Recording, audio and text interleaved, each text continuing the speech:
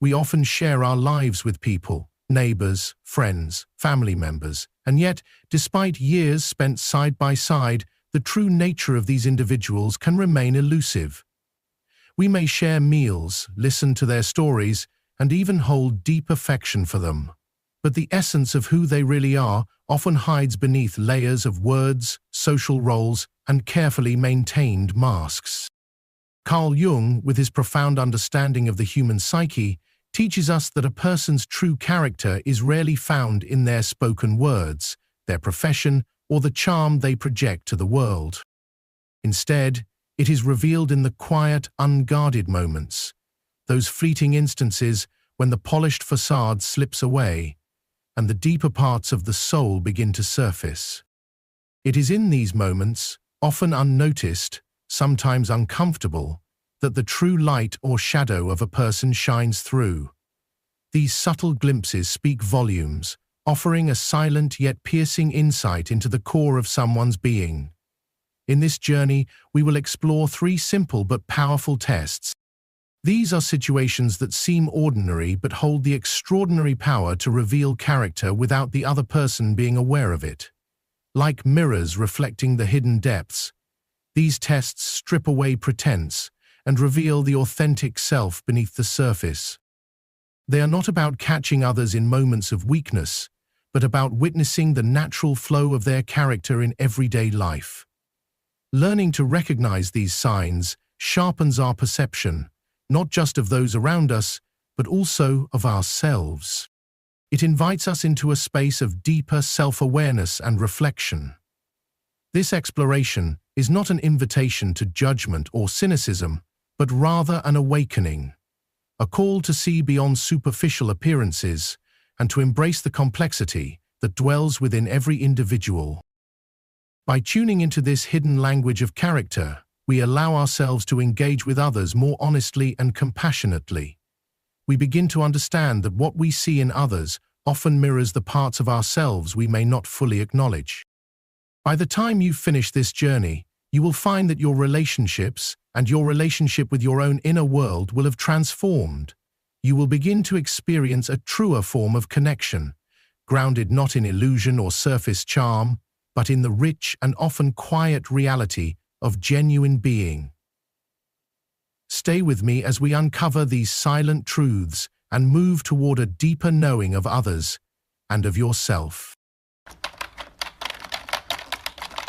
In the theater of life, the true measure of a person's character is often revealed not in grand gestures or carefully crafted words, but in how they treat those whom society deems invisible or insignificant.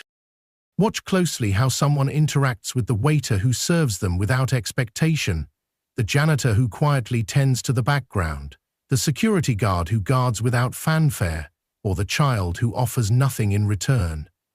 These are the moments when the polished masks slip away, when the ego's veneer fades, and the raw essence of the soul is laid bare.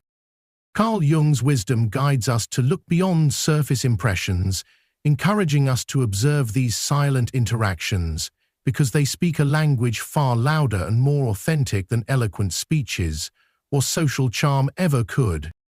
This behavior is a mirror reflecting the depths of the human spirit.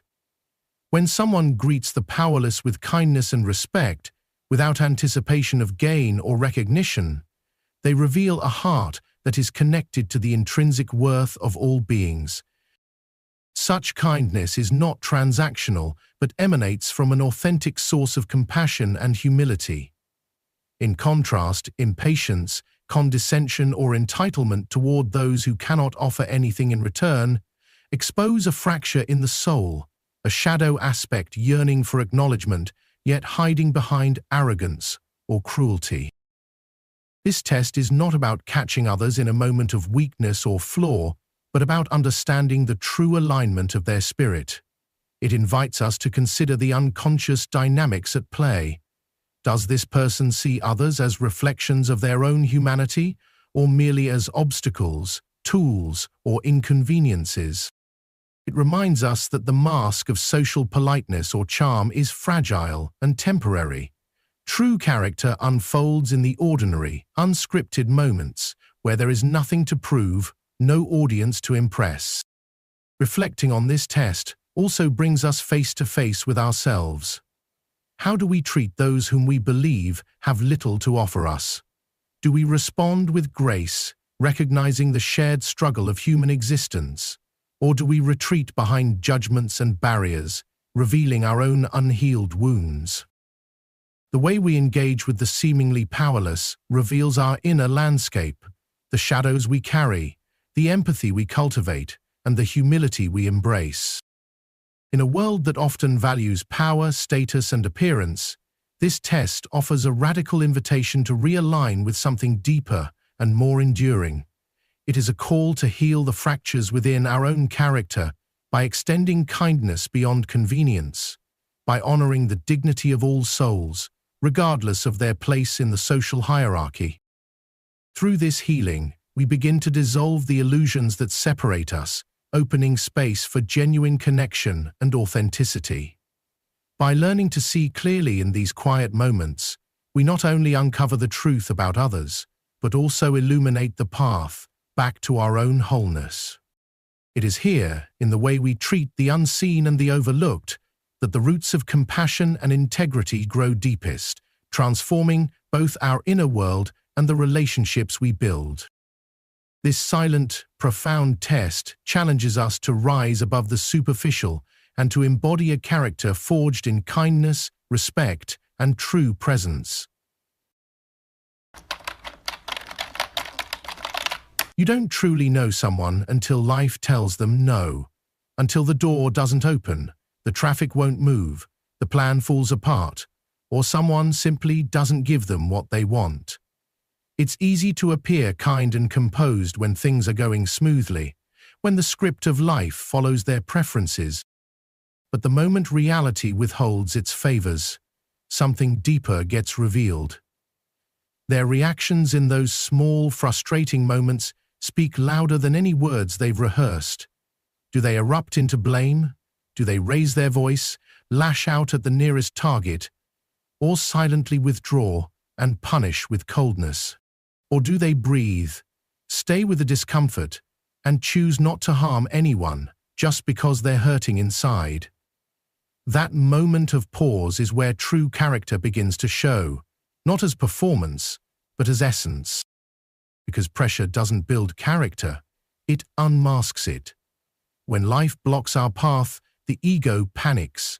It flares up in anger, clings to control, or collapses in helplessness. Most people aren't reacting to the situation in front of them. They're reacting to old, buried wounds that never learned how to handle disappointment. A traffic jam becomes a symbol of powerlessness. A rejection triggers the ache of being unseen. An unexpected delay becomes a threat to their worth. But here's the truth. Those who have done the inner work do not treat every no as a personal insult. They've learned to witness the feeling without becoming it. They don't pretend the frustration isn't there, but they hold it with awareness. They respond instead of react. And that simple difference shifts everything. It's not about being emotionally perfect, it's about being emotionally conscious. The ones who can stay centered when life is inconvenient, when people misunderstand them, or when outcomes don't go their way, those are the ones who have earned their calm. They have failed, fallen, and faced themselves enough times to know that not every closed door needs to be kicked down. They've made peace with uncertainty. They know that a moment of discomfort is not a crisis, but a mirror. They've stopped outsourcing their peace to other people's behavior. They've stopped needing the world to bend in their favor in order to feel okay. These people move differently. Their silence is not suppression, it's self-regulation. Their calm is not compliance, it's clarity. They no longer live at the mercy of their triggers because they've taken the time to meet the wounded places within them. They've chosen to become the parent their younger self never had. The one who doesn't abandon them when life gets hard. So instead of slamming doors or shutting down, they stay open to presence, open to accountability, open to grace even when it feels unnatural. And that's the test. Not how someone acts when everything is going their way, but who they become when life says no. Do they make you feel small in their frustration? Or do they rise in a way that makes you feel safe, even in discomfort? Watch closely. You'll learn more about a person in one moment of disappointment than in months of charm. Their reactions will tell you the truth their words try to hide. Because in that fragile space between the trigger and the response, the soul has a choice: to repeat or to rise. There is a voice that no one hears but them. It speaks in the quiet after failure, in the stillness of an empty room, in the silence that follows a mistake. This voice does not show up in public. It isn't filtered or rehearsed. It is raw. It is intimate, and it reveals everything. Because how someone speaks to themselves in the dark, when they're alone, when the mask is off, when the world isn't clapping, this is the truest measure of their emotional maturity. Most people know how to treat others with kindness. They've learned the scripts. However, their internal dialogue, when no one is watching, is where their real relationship with themselves is exposed, and for many it is brutal. When they fall short, they don't extend grace. They self-criticize. They relive their failures like punishment. They say things to themselves they would never dare say to someone they love, and they wonder why peace never stays. You can feel it in their energy, even if they never say a word. People who are harsh with themselves carry a kind of inner tension. They might smile, but their spirit feels tight. They might succeed, but their joy is muted. That silent cruelty turns into perfectionism, burnout, people-pleasing, or over-apologizing. It shows up in how they hesitate to ask for help, how they shrink after speaking their truth. They brace for rejection even before it happens, because when the voice inside says, "You're not enough," the outside world starts to reflect that belief back like a mirror. No amount of love from others can fully land when someone is at war with themselves. But those who have walked the long road of healing speak to themselves differently. They've failed and forgiven.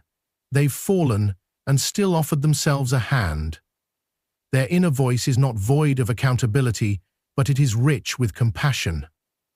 They do not pretend they're perfect, but they no longer weaponize their own humanity. When they mess up, they don't spiral into shame. They listen.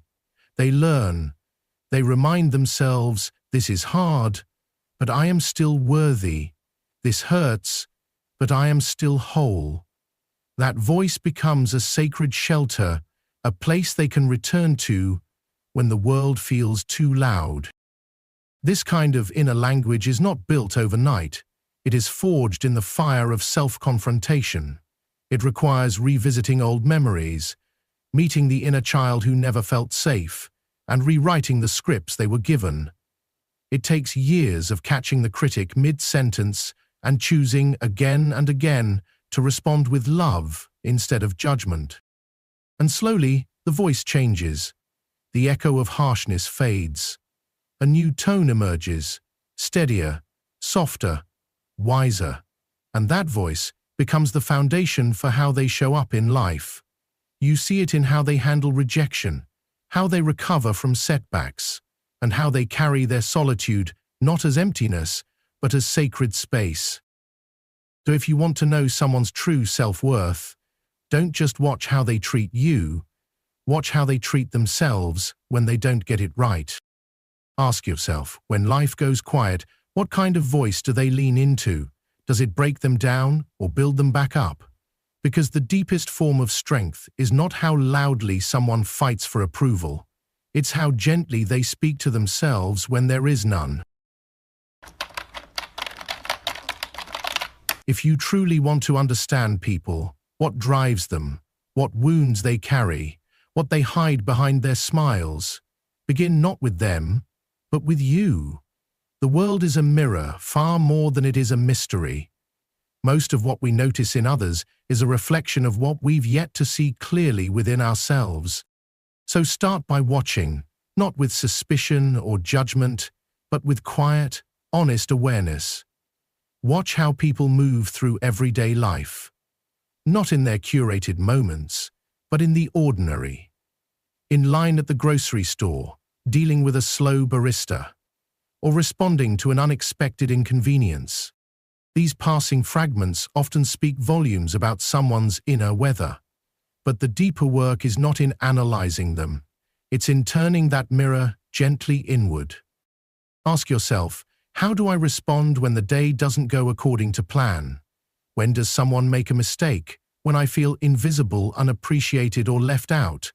Do I retreat into resentment? Do I rush to control? Or do I stay present, breathe, and meet the moment with grace instead of ego? Begin to notice the parts of you that show up automatically. The tone you use with the cashier, the story you create when someone doesn't reply, the way you tighten your body when discomfort visits. These are not just habits, they are clues. They reveal the emotional maps you've followed for years, often unconsciously, and if you dare to observe them without running away, they will guide you to a deeper kind of clarity. This is not about being flawless, it is about being awake. When you start to witness yourself with compassion, without shame, you begin to reclaim power over your emotional patterns. You begin to unlearn the reactions you inherited and replace them with conscious choices. The next time someone frustrates you, pause. Notice what rises. Is it anger? Is it fear? Is it a memory of being dismissed long ago? That pause becomes your portal to healing. The more you practice it, the more you'll begin to see others through a different lens. Not as threats or problems, but as humans who, like you, are carrying invisible burdens. And something remarkable happens when you do this. Your vision sharpens, but your heart softens. You no longer need to label people quickly or defend yourself reflectively. You start to recognize the anxious child behind the arrogance, the exhaustion behind the rudeness, and the insecurity beneath perfectionism.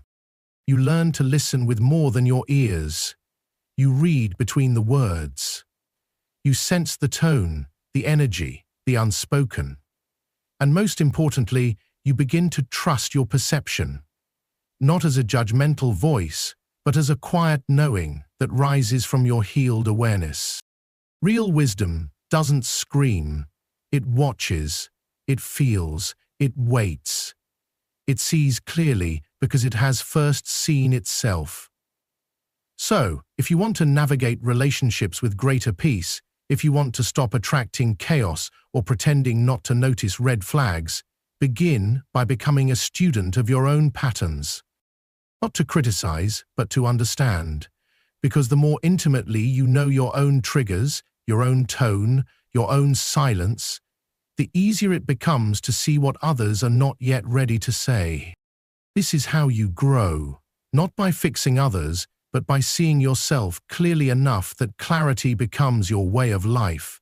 And in that clarity, you stop chasing who's real and start attracting those who are. At the end of the day, what defines a person is not what they own, what they've achieved, or how well they perform under applause. It's what they choose when no one is watching. Not who they pretend to be, but who they return to when life is hard, when the lights are off, and when their soul whispers instead of shouts. That is where character lives, in the space between stimulus and response, in the pause before the words leave your mouth, in the silence where only you can hear the truth of your intentions. Every single day, life gives you subtle, sacred tests, moments that seem small on the surface, but carry profound spiritual weight. A long line when you're late, a loved one's careless words, a missed opportunity that stings more than it should, a night spent alone with your thoughts. These moments are the invitations, not to impress anyone, but to meet yourself. They ask, not who are you, but who are you willing to be right now? And the beauty is, You get to answer that question again and again. Character is not something you are born with. It is not fixed, inherited, or sealed by your past. It is sculpted, shaped, and refined through choice. The way you speak when frustrated, through how you treat people who cannot benefit you, the way you talk to yourself in the mirror after failing. It is built not through grand declarations, but in the most ordinary of choices. Do I react or respond? Do I defend or listen? Do I shame or understand? And if you're reading this with the ache of regret, if you remember moments where you yelled instead of paused, judged instead of understood, collapsed into self-loathing instead of self-compassion, take a breath. That does not disqualify you from growth. That does not define your worth. It simply shows you where the next doorway is. Because every failure of character is not a final verdict. It is an invitation. An invitation to rise, to return, to begin again from a deeper place within. True maturity is not about never failing these tests. It is about recognizing when you do and being humble enough to learn from it.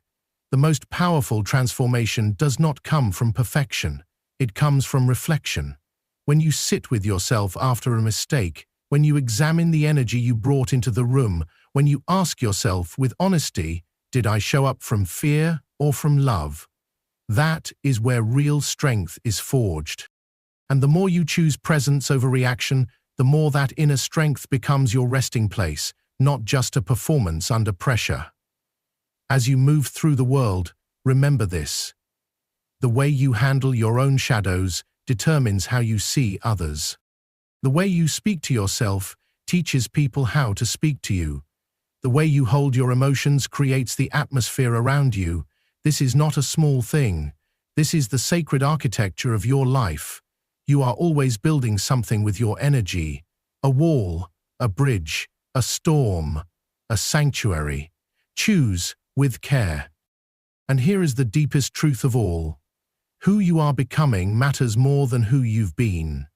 Life will give you countless chances to evolve. It doesn't ask for perfection. It asks for honesty. It asks for self-awareness. It asks for the courage to look at yourself not with shame but with curiosity. And when you begin to see yourself clearly, your flaws, your grace, your hidden strength, you also begin to see others more clearly too. You stop expecting perfection and you start recognizing alignment. You stop chasing validation and you start living in integrity. You stop hiding behind reaction and you start creating from intention. This is how character is formed. Not through what life hands you, but through what you hand back. Through the tone you choose when you're tired. Through the silence you hold instead of shouting. Through the apology you offer, even when no one demands it. Through the decision to remain kind when it would be easier not to be. These are not small acts. These are the bricks of your becoming. So the next time life tests you, and it will, pause. Feel your breath. Listen for the voice within, and instead of asking, "What do I deserve here?" ask, "Who do I want to be right now?" That question will take you home to yourself. That question will show you the path to becoming someone you're proud of. Not all at once, but moment by moment. Because character isn't something you have, it's something you choose, again and again. If this message stirred something inside you, don't stop here. The next video will take you even deeper into the journey of healing, growth, and self-discovery. It might just be the breakthrough your soul has been waiting for. Tap into it now. Hit subscribe, turn on notifications, and join a community committed to truth, transformation, and real inner change. You're not alone on this path. I'll meet you in the next video, where we continue becoming who we were always meant to be.